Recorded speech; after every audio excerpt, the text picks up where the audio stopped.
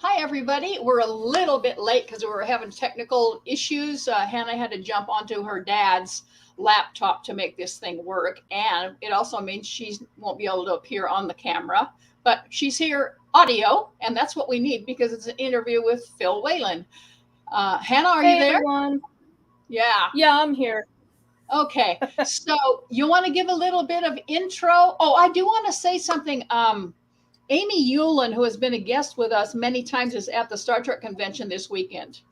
And she just was able to IM me and let me know that both Gates McFadden and Robert Picardo had some really, really touching anecdotes about Dee they shared with the audience. And at some point, I would like to have her, maybe for the 25th anniversary of Dee's passing next year, have them come on if they could, or have Amy come on and tell us what those anecdotes were. But I'd love to see it, if Gates and Robert Picardo are available, that would be wonderful if they could do that next year. Anyhow, I know this is our last, frequent Ever New. It might not be the last Ever New we ever do. It's just a matter of, can we come up with enough stuff to make things really interesting for you? So, but we're going to call this the official end for now, and then I'll keep you posted about, what the future holds for us. Hannah, you were able to interview Phil Weyland last Monday, and tell us a little bit about the circumstances there before you play the interview. So, for some reason, when I called him because he wanted to do a phone interview, he was having difficulty hearing me. So, I had to step outside. That was much better for him. Unfortunately, though, I live in New Jersey, and so there's crickets, bullfrogs. I live like 25 minutes from the Philadelphia airport, so there are like 4 planes going over. I'm not totally sure if you'll be able to hear that. It was difficult for me to hear him at times, so I apologize for that in advance. Okay. All right, let's see if this will work with us. All righty. Hi, everyone. It's Hannah McCrane, and I'm here today with my special guest, Phil Weyland. How are you doing, Phil? I'm fine. I don't know how special I am, but I'm your guest. Oh, don't say that. Do you want to tell our listeners a little bit about you? Sure. I went to school in various places, and then I went to Texas Tech in Lubbock, Texas. And there was a dinner theater in Lubbock. I was in the theater department, and I had done a lot of plays at Texas Tech, a lot of plays. And there was the first dinner theater in Texas that opened in, I don't know when it opened, like the late 60s, early 70s. And in the beginning, it was not union, but then it did go union, went equity. And I had done several roles over there. I'd worked with Andy Devine and Peter Breck and Nancy Culp for the Beverly Hillbillies. And I had said to the owner of the theater, I said, look, I'd like to direct one. He said, okay, fine. And that was it. And the first show I directed, and I directed several, the first one I directed was with DeForest. And that play was Beginner's Luck? It was. That's it. Can you tell us a little about that? Well, it was, I don't remember a lot of it because it's been like 50 years. But it was about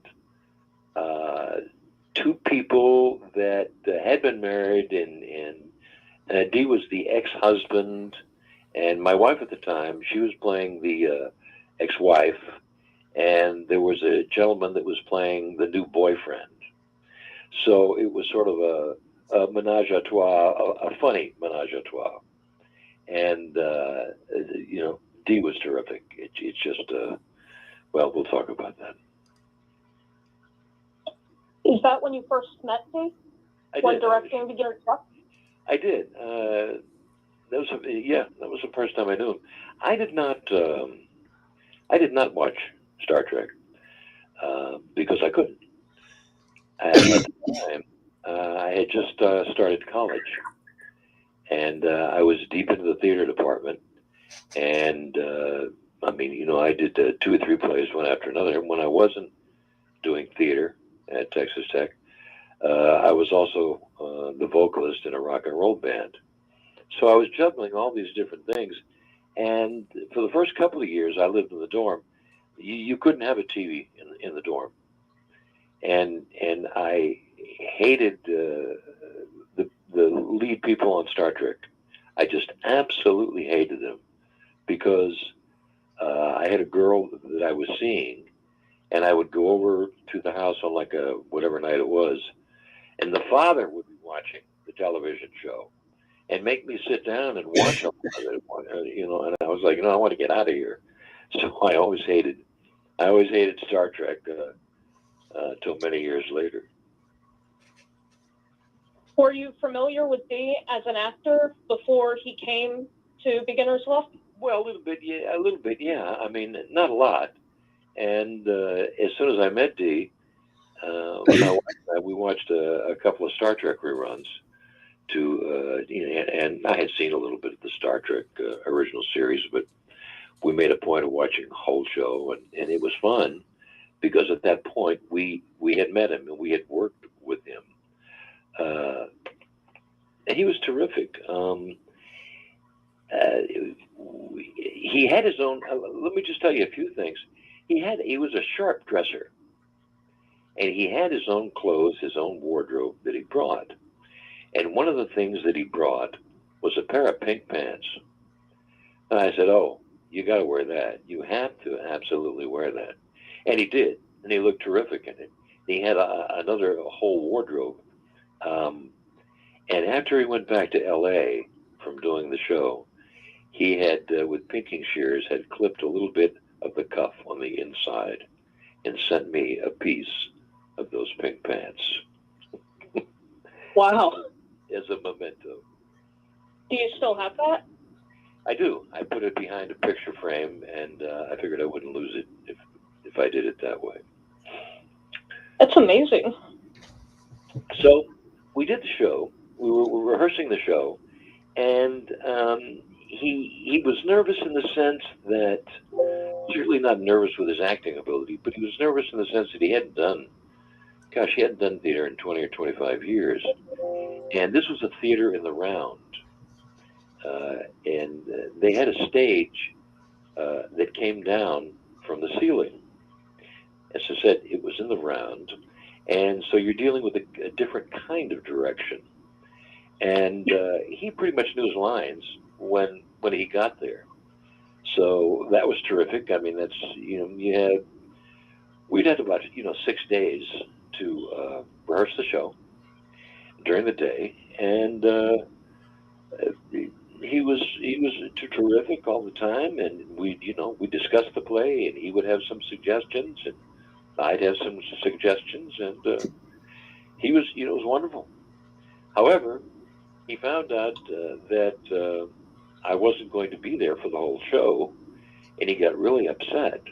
I said, "Well, you have to understand that they only pay the director for the time he directs, and the show opens, and then the director's gone." And he was really, really angry about that because he had wanted me there the whole time. I said, "Well, I can't do that." And because we were in the process of moving to Dallas. But he got over it. He would sign autographs after the show. They all would. Any guest star would come in, and they would. Part of it was signing autographs down in the small lobby. And this is one thing that he, sort of a story that he told me, that he not told me. He was told the convention once in a while.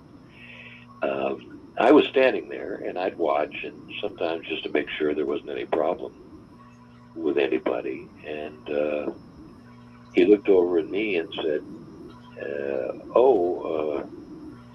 you're standing right there. Did you want an autograph too?" I said, "No, come here." I said, "Your fly is open." Oh, no. "Oh, okay." He zipped up his pants. Well, because after the show, they'd gone upstairs and changed into his regular clothes. So sometimes it was pretty rushed. Mm-hmm. He was just terrific. He was very And as you can tell from watching the Star Trek shows, a very funny guy on stage. Very, very funny. I mean, he was just a natural. Just a natural. I wanted to continue with the show wherever it went, but he and Carolyn, they just wanted to go home. And they were sort of the homebodies, and it was an adventure for them. And he thought about it, he considered it, but he said, you know, I just want to go home. And in his later years, he just didn't want to work much. He just wasn't interested anymore. And I'll tell you one of the reasons why he wasn't interested anymore. And this was before the first Star Trek. A medical show, I don't remember what it was, a TV medical show, called his agent and said they wanted to use him on the show. And Dee told his agent, I don't want to do that show. To give them a money figure that there's no way that they'll accept. And that way I'm out of it and I won't offend anybody. And the agent did, you know, said like twice as much. And they said, okay, fine. So he had to do it even though he didn't want to do it. And he hadn't worked in a while. He invited a whole bunch of people over to his house, and they watched it, and they had almost cut Dee out of the show entirely. And that's a shame. he was very, very upset and angry about that. And I don't blame him. yeah, it just, the whole TV thing and a lot of things, you know, show business is tough. You know, you might wind up making a lot of money, but everybody is your boss. It doesn't matter who you are. There's always somebody above you. It doesn't matter whether you're the best actor in the world. There's always somebody else. Maybe except for Spielberg, I don't know. So that's it. The people would come down, and there were a lot of Star Trek fans that came from all over to see him. And I was pleased with the show. I just remember, you know, during rehearsal one time, this is early on, the first day or two, they said, somebody came in and said, do you have a call? You can take it in the lobby. He went, okay. Well, it was a fan. And he was asking DeForest how the phasers worked. And DeForest he said, you know, I'm an actor. He said, I don't know anything about the science fiction stuff and how it works and all that kind of stuff. And when he hung up, he said, yeah, no more calls. I'll just take a message. We were also, when my wife and I, we were out to dinner one night in the great hotel they were staying in. And the four of us were, you know, having conversation, drinks, the whole thing. And all of a sudden, a fella comes up and brings a chair over with him and sits down at our table and starts talking and asking DeForest questions. Well, yeah, I mean, it was like the rudest thing you've ever seen. Yeah, I mean, I can understand maybe like a smile, nod, Vulcan salute, and then go on your way, but well, when even if he had just said, you know, can I have your autograph, that would have been one thing. But no, he pulled a chair over and joined us as we were having dinner. Well, finally, he said, look, you know, he polite as he could. We're having dinner, and you know, maybe that, you know. And the guy left. He wasn't mean. He was just not very, you know, polite about the whole thing. Just very strange. Very strange. Mm-hmm. So, let me finish up. Trying to finish up the show. Before I move on that, let's see. While we were doing the show, as I said, as I told him after the first week, I had other things I was going to do. We were going to be moving to Dallas plus the fact that I was one of the directors for a workshop they would have in the summer for high school students. This was at the college. And I asked Dee, I said, look, can you come and talk to the high school students? And he just didn't want to. He just, and I begged him, I said, please, they'd be so pleased. And finally he relented. And the one thing I remember about the whole thing, when he talked to the high school students in the theater, somebody said, is to be an actor, is that a good thing? Should I do that? And DeForest said, no. And that was his feeling because of the, because of the life, because of the insecurity. And he just said, no, absolutely not. Yeah. Which I thought was sort of amazing that he would be so blunt about the whole thing. Mm-hmm. So we did a show, and that was in, I guess, 74. And we were talking, right? And then Carolyn, his wife, she was great. She was a sweetheart. I mean, they were both really, really nice people. And, what you heard or he was a really nice person. Now, I was told by the author of his biography that he never let anybody from the cast into his house. Really? That's what I was told. Now, I'd been there several times, so it was like, well, I'm just going over to somebody's house. But when I found that out, and the author of the book, Terry, she never met DeForest because he'd passed. But she found out a lot of things from a lot of different people, and it's a terrific book, very, very well researched. It's really worth buying and reading if you have anybody has an interest in DeForest. And there is a chapter about some of the things that I just talked about. So he left, and I went on to other things for a while. I toured with Nancy Cull from the Beverly Hillbillies, and did a couple of shows with Dwayne Hickman from Dobie Gillis, and a couple other shows and that sort of thing. And then I decided I wanted to go to California. Went out to California, and I wasn't there too long, and then I got offered a job as a stage manager for a show in Reno. I did that. I came back, and eventually, this is like 1977 now, late 77, DeForest said, look, we're going to do, or early 78, whenever, we're going to do another Star Trek. And he said, would you like to be my stand-in?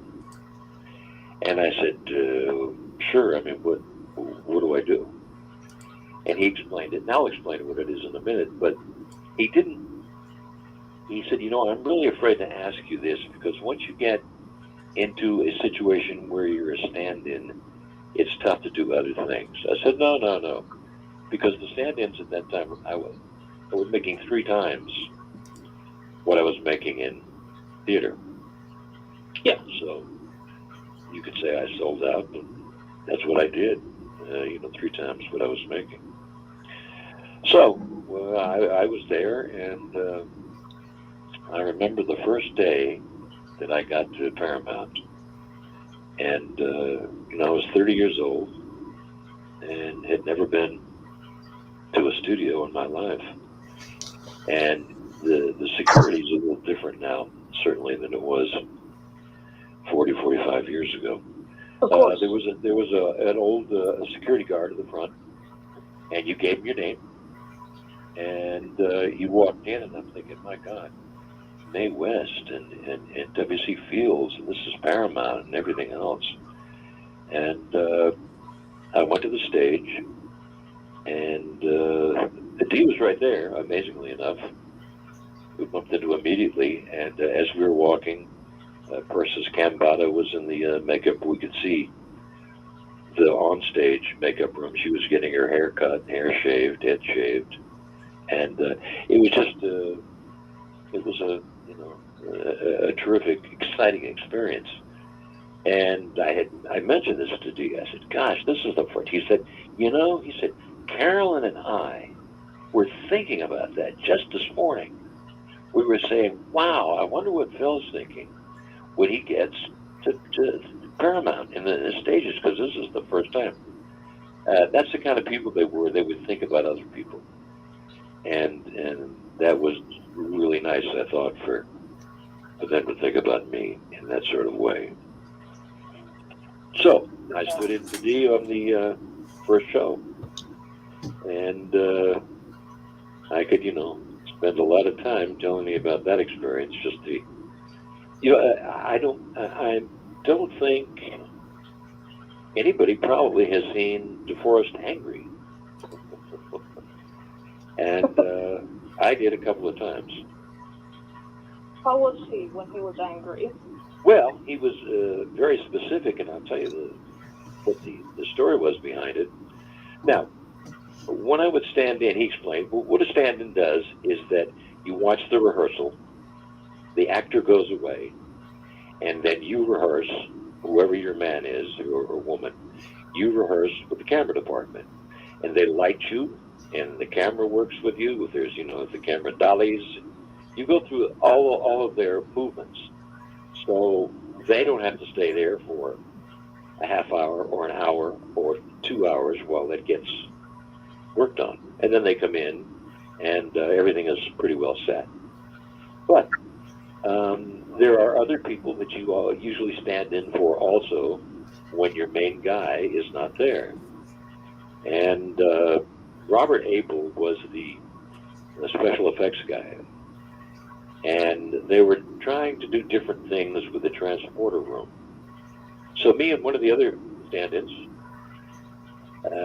we went over to the transporter set, and what they were doing, they were trying these lights underneath where you beam in, and boy, were they hot. I mean, they were super hot.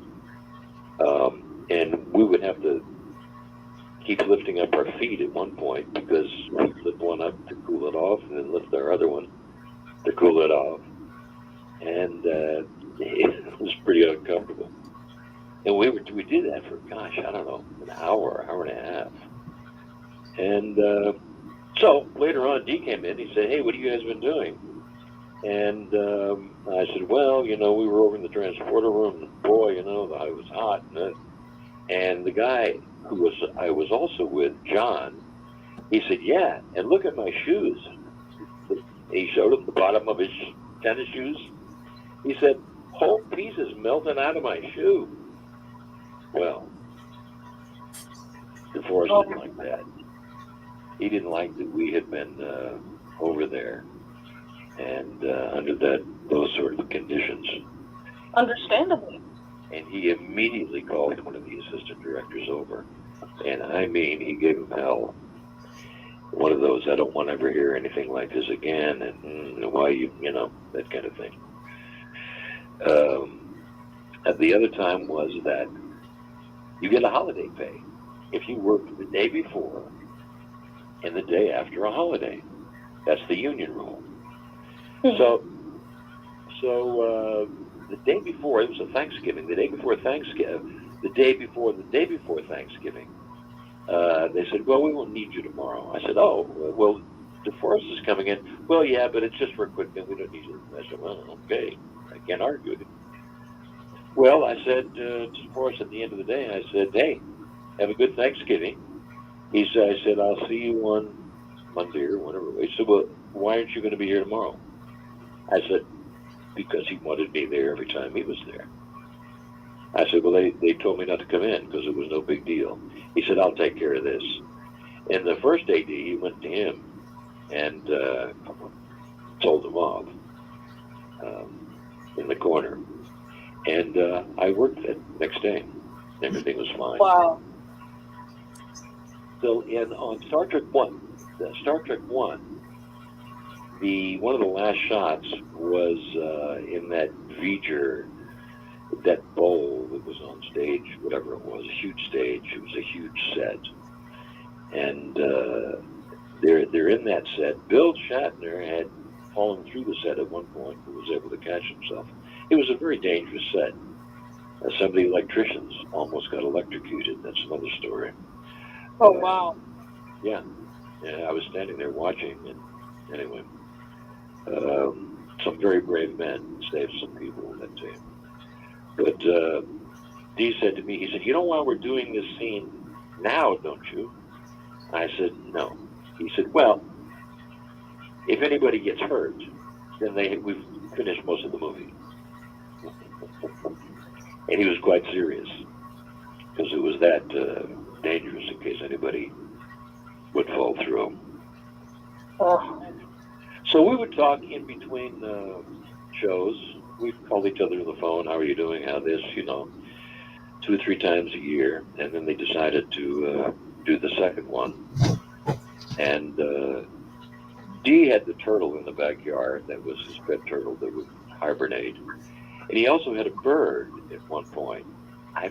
He had a dog named Cheers, but he also had a bird at one point. I don't remember the bird's name, but the bird would swear a lot. Anyway, he liked birds, and I had a pet bird at that time, and he brought and I have it. He brought in a photo of it, a publicity photo from one of his early pictures, and autographed it to my bird Hector, to Hector. Best wishes, this and that, just on his own, just to have a good time and have fun. So we did Star Trek 2, and then the guy standing in for Bill Shatner for the first 2 movies, I would stand in for Bill once in a while when he wasn't there, but his name was Joel. And Joel was going to work with Bill on T.J. Hooker. Bill wanted a dialogue coach, and he also needed a stand-in. So one day they were doing some sort of publicity, something or other, and Bill looked at me, and he said, "Now, you want to be my stand-in, right, for this show?"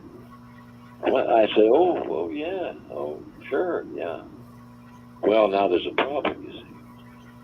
Because when we did Star Trek 3, I had to talk to DeForest and say, "Hey, what am I?" Because I was loyal to him. What should I do? What should I do? I mean, if you want me to stay with you, I'll do it. He said, No. He said, "You don't understand." He said, "Phil," he said, "I'm not going to work that much. And Bill is going to work a lot. And you need to go where the money is." And those are exact words for him. Go where the money. So I said, okay. And, I started standing in for Bill Shatner. And on and off for 40 years. Now, what did you do as a stand-in? What? What did you do as a stand-in? Well, I explained it before. Were you not listening? Oh, no, there was a plane going overhead. I'm so sorry. Oh, okay. As a stand-in, what you do is that you might wear a piece of clothing that's similar to their color. And what you do is you go in and you watch a rehearsal. And they put down marks on the floor where the actors are supposed to stand. Then the actors go and get their makeup fixed or rest. And lighting a scene can take anywhere from, just a few minutes to hours. So the scenes that take an hour or 2 hours, you're there instead of them. And you're walking through it, and they're lighting you. And then they'll bring the cameras in and they'll rehearse the scene, the movements with the stand-ins. And so that's what the stand-in does. On the day that I started standing in for Bill on Star Trek 3, Dee brought in another photo that said, "Phil, so I understand you're leaving me for William Shatner." And again, and it was no big deal to him. And you know, I'd go in his motorhome once in a while, and we'd talk on how things are going and this and that. And over the years, we just, you know, kept up. And even when we weren't working on the movies together, the Star Trek movies, we talked on the phone. And then when a new one was coming up, he would generally talk about it. He wouldn't give specifics because you weren't supposed to. But he was a great friend. I mean, I was never interested in becoming friends with any of the actors that I worked with because I just felt that might cause problems. But since I had worked with Gene in the theater in that situation, it was a good situation. It was an easy kind of thing. He was a marvelous man, absolutely marvelous. Earlier, you had said that he was very funny. His timing was amazing.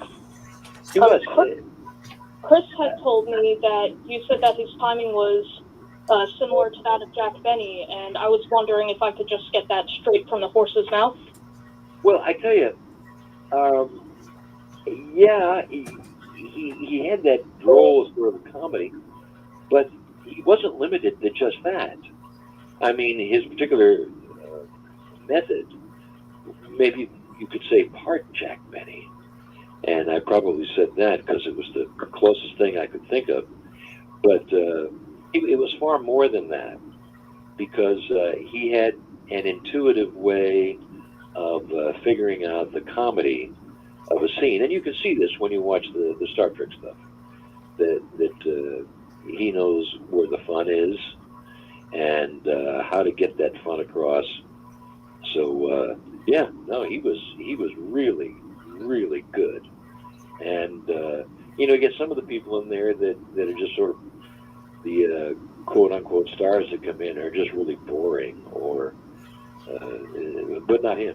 He was delightful. He had energy and very personable, and the audiences absolutely loved him. Absolutely loved him. Packed houses on the weekend, you betcha. How did he feel about that, getting back to the theater after being away from it so long? Did the fact that there was going to be packed houses, did that upset him at all, or make him nervous? I don't know. I mean, he would joke about it again at the conventions. He lost like 20 or 25 pounds during that whole thing, and he never regained it. He was overly thin for the rest of his career, rest of his life, and I don't know what caused that. I mean, it could have been just the nerves of doing theater again, but certainly it wasn't anything like he was unable to do it. He knew he could do it, but I guess it was just I don't know. I don't know what to tell you. He lost 20, 25 pounds and was skinny the rest of his life, overly thin. Wow. That's a shame that he would be so stressed about that. Yeah, I don't know what it was, and that's why he didn't want to continue. That was one of the reasons he didn't want to continue doing the show, because he certainly could have. He absolutely could have. People would have wanted to see him, and they could have booked him in a lot of theaters, but he just didn't want to do it anymore. Yeah. So, how was he cast? Did his agent contact you, or did he come in for an audition? How was he? You mean in the dinner theater? Yes. Oh, no. They just cast them, and they come in. There's no auditioning involved. You know, really? the people that did dinner theater. I mean, people like Mickey Rooney and Van Johnson, and these were all stars. Some from the 40s and 50s. You know, Roddy McDowell. All these people. There was a period of time there where a lot of actors, they just weren't working. There was nothing going on in television. I also worked with Linda Kay Henning, who was on Petticoat Junction. Wow. I worked with Andy Devine, Andy Devine, you know, was doing Stagecoach with John Wayne back in the late 30s. I mean, this guy had been around a lot. A terrific actor, and that's what people did for a while. They did that sort of thing because there wasn't a lot of work in Hollywood. So there you go. A lot of people. This was very, very, very, very big. Ann Miller and all these people did the dinner theater. Having seen him on stage and in front of a camera, did his acting styles different? Oh, sure. Well, on stage you're a little bit bigger. Yeah. Because when you do something for the camera will catch a nuanced expressions a little bit better. But oh, sure. The stage, you're dealing with a much harder. If you're watching a TV, you're pretty much right there. But if you're in the theater, you have to, as they say, project a little bit. Not only your voice, but your acting. So yeah, no, theater's a lot different. A lot different. Yeah, and I imagine it really is. I mean, with film, if you make a mistake, you can just do it over again. But with theater, you can't. Right. Do you think that fact could have contributed to his anxiety? Well, no. There was one time where, I was not there, but my wife had written to me as I was looking for places to live in Dallas, and later he would tell at the convention that he had something, sort of a necklace or something, that somehow got ripped off or fell or something, and he was in the middle of doing some business where he takes off his pants, and it's a funny part of it. Well, he was looking for this little thing that had ripped from his neck and forgot that he took too much of his pants down. As he would say, I mooned the whole side of that building on those people there. So I don't think that no, he had a good time. He really did have a good time. But he really wanted to go home. He was a homebody. Absolutely. Yeah, I can understand that. I'm a homebody also. Yeah, well, so am I. One of the things is that I got tired of touring around. There was a dinner theater circuit in the Midwest, and it was like Cincinnati and Louisville and Indianapolis, and 3 or 4 months go by, and now you've got it wasn't for me, the running around. I just wanted to stay in one place, and he did too. So you can understand when he said that he didn't want to do that. Oh, sure, absolutely, yeah. No, and I didn't think he would, but again, you never know what people do, and I thought, well, if you do, let me know. And he wrote, by all means, he said, if in fact we decide to do it, you'll be with me on that. Absolutely. Earlier you said that when you told him that you wouldn't be able to be there for all the performances, he got upset. Yes. Do you feel that maybe he felt that you should have been there because of his insecurity? No, I mean, he wasn't mad at me per se. That's just the way it was. But he was upset. He was upset not at me, but at the fact that I would not be there. Mm-hmm. And I mean, I had other commitments and knew that I had those commitments. And so because I knew that's the way it worked, right after the show opens, you're done. The director of the dinner theater is done. You don't stick around. But I would come back and I'd watch the show and once, every couple of weeks, something like that. But no, he was, I wouldn't call it insecurity, but it just would make him feel better in the sense that, I mean, I remember when we were doing the dress rehearsal, he stopped. It was in between the scenes, and the lights go out, and he said, Phil, where are you? Where are you? Where do I go? Because he didn't know where to go. It was that sort of thing. And it just, being there in a different sort of theatrical situation in the round, he hasn't done 20 or 25 years of theater. and I know that he respected my work as a director. So he just, any bit of security or help that he could get at that point, I think he just wanted. Yeah. Yeah. Yeah, I completely understand that. He was such a, again, I'm repeating myself, but that's okay.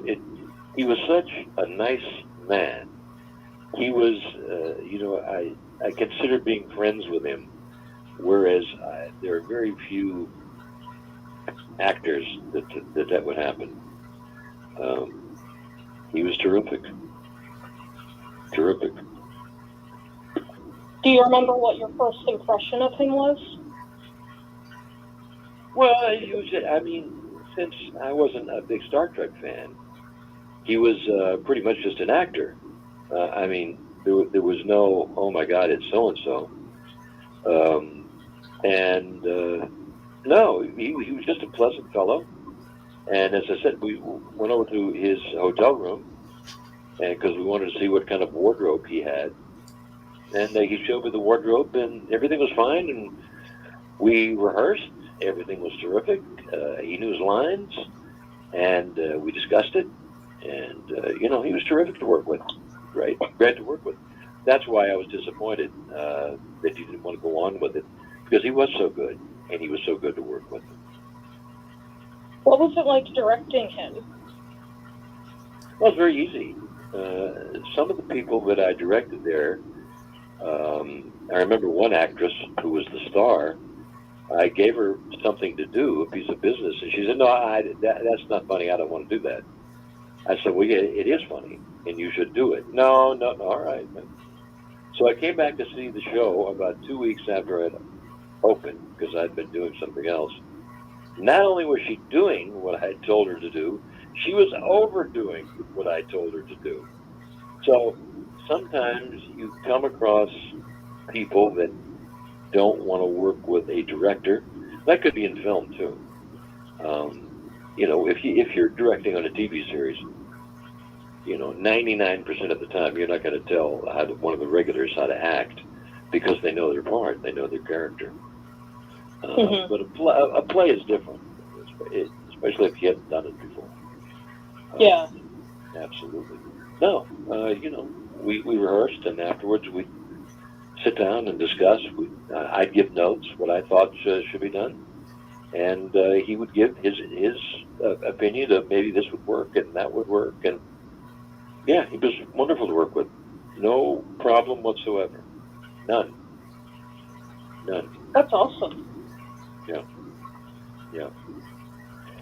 And as I said, he said, go where the money is. And so while I had worked with Bill on and off a little bit, starting in the first Star Trek, I started in '82 on DJ Hooker, and over 40 years later, I worked with him just last year on a set of commercials.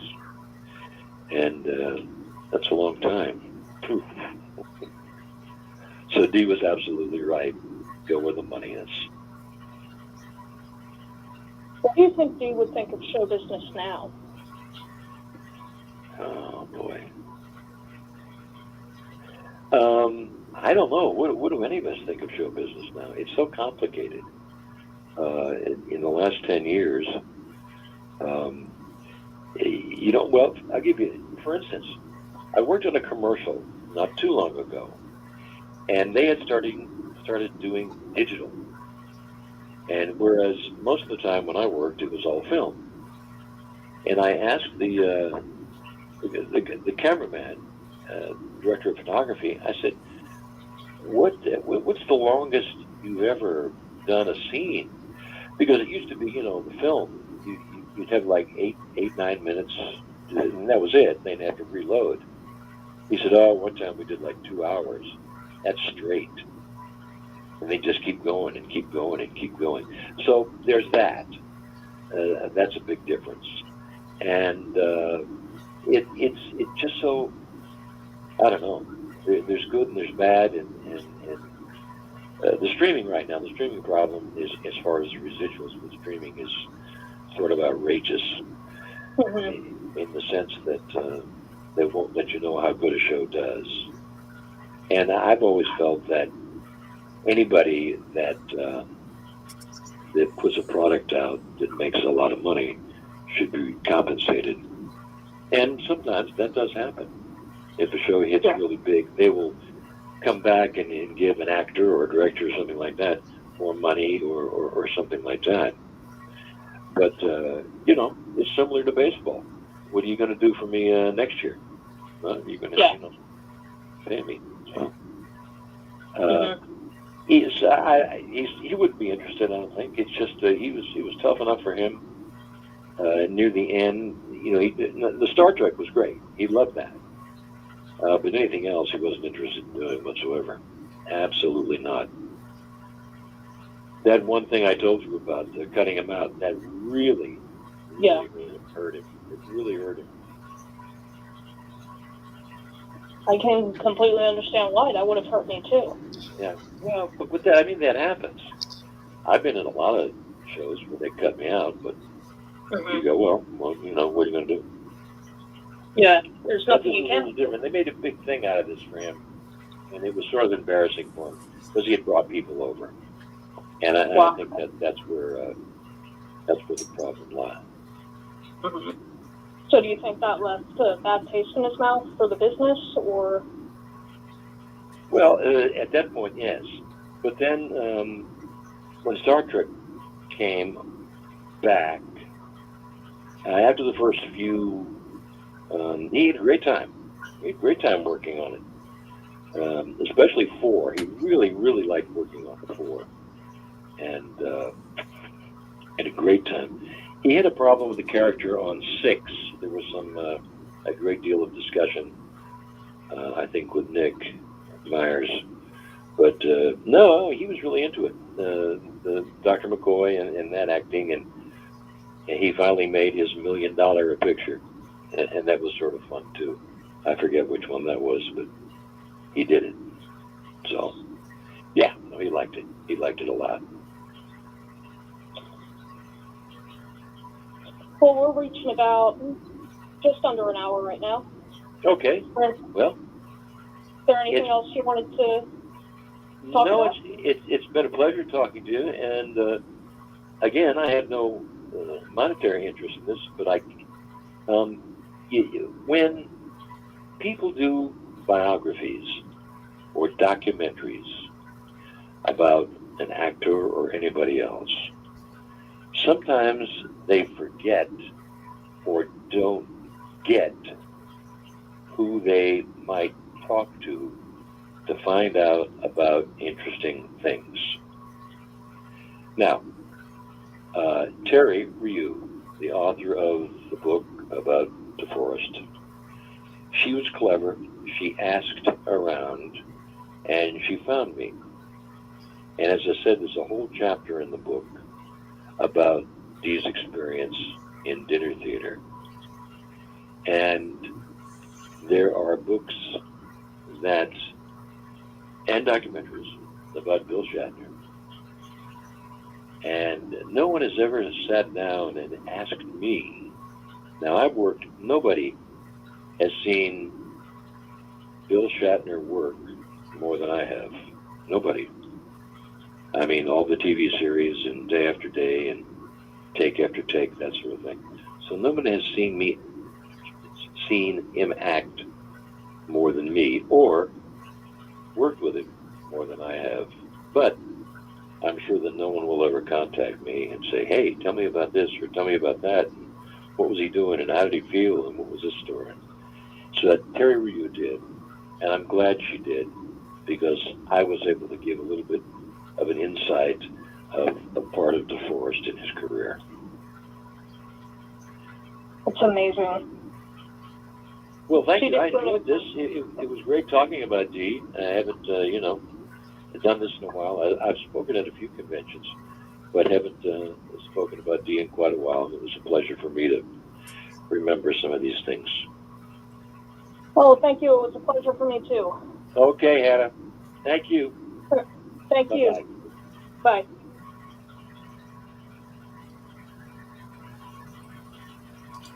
All right. Hannah, I don't know if you can get back on another device now so we can see your face, but when I asked her out when she said, oh, okay, I think that was absolutely fabulous.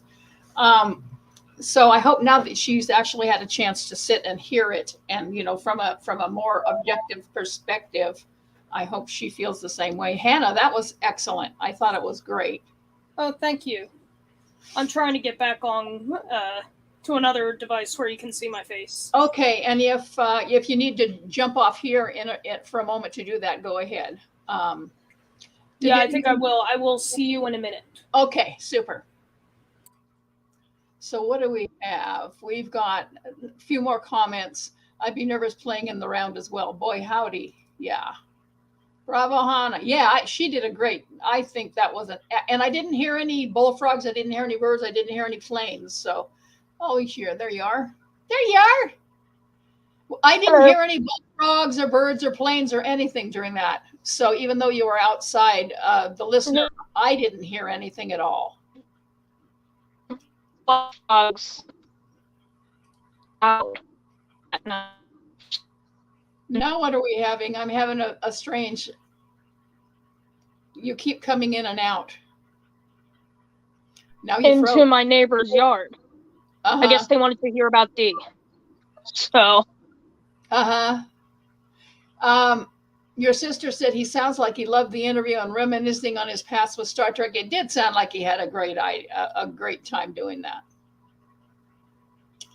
Yep.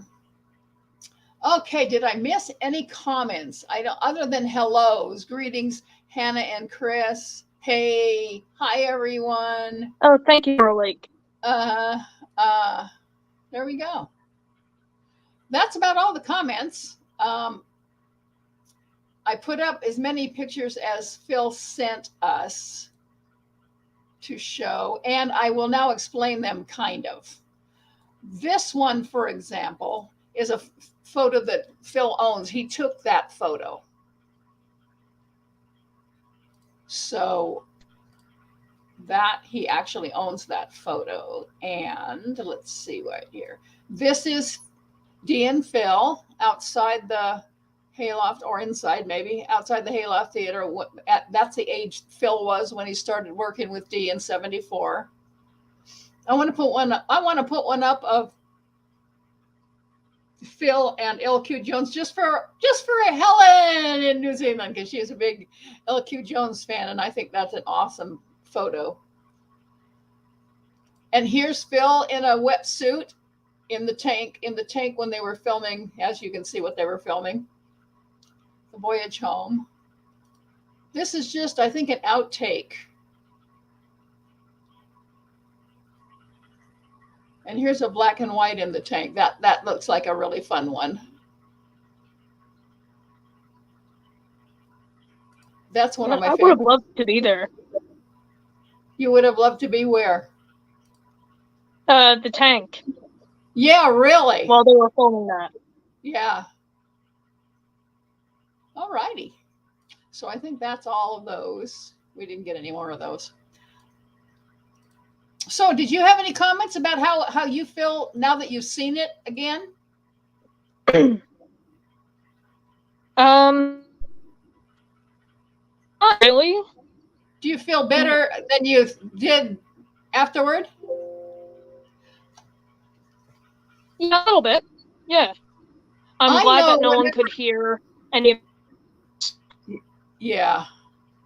I know every time I do a Never Know, I think, oh, I wonder if that came off okay. I wonder if it, I worry about it because it just happened, and you're not paying terribly close attention to what you were doing or anything else. You're so busy interacting and all that. And then I went back and looked and I said, oh, that turned out pretty good, So I figured you'd feel a little better, other than, oh, okay. I think it went absolutely great. You're a very good interviewer. I'm a lousy interviewer. Thank you. I'm a lousy Thank interviewer. So I know when I see it. I don't think so. We collaborated on the questions, remember? About 3 of them. You came up with a lot of them also as a response to you sent me like 8. Did I really? Not as a result. Yeah, something like that. You also responded to what he was saying, which I could not. Nobody could have anticipated ahead of time, other than we knew about a couple of the stories that I wanted him to corroborate.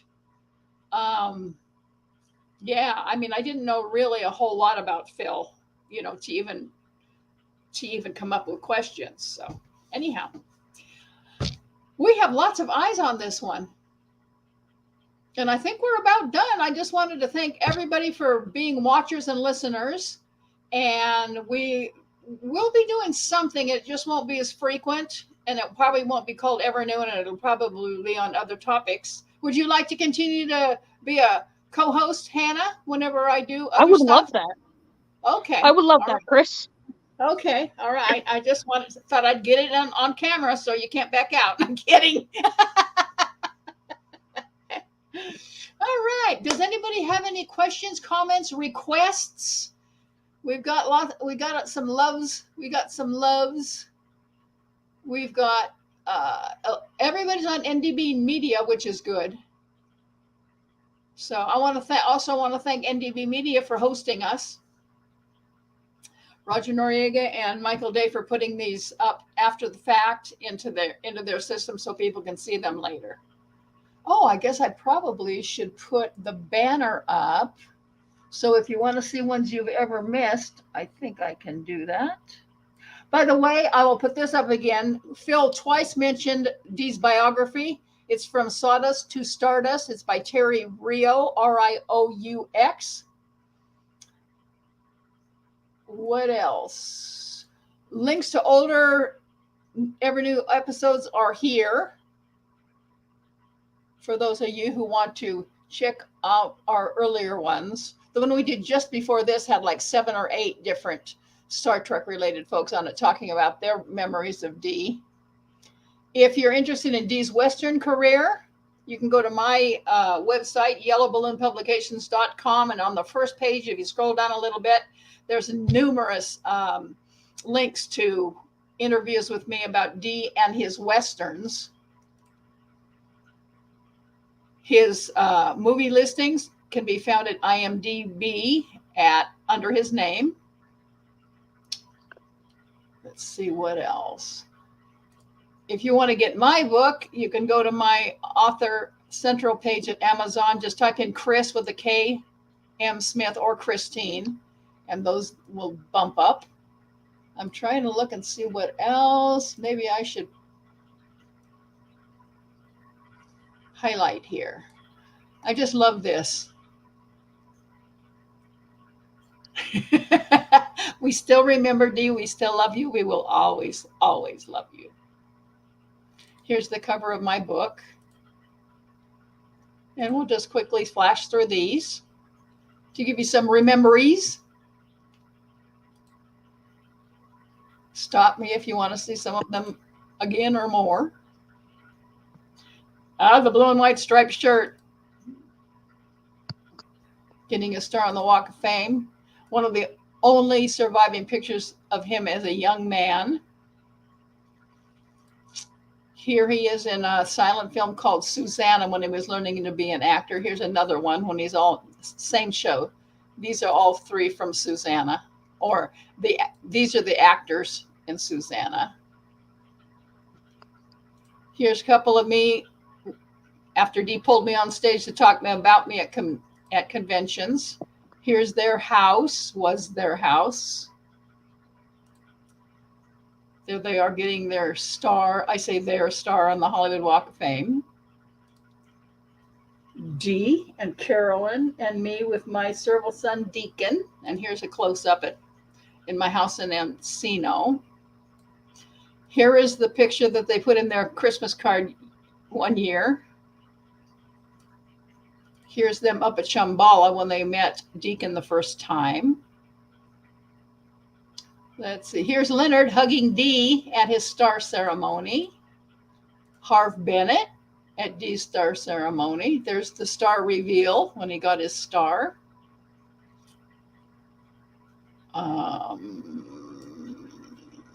This shows that his remains were respectfully delivered to the sea off the California coastline at Point Fermin, San Pedro. Carolyn's followed 5 years later in pretty much the same area.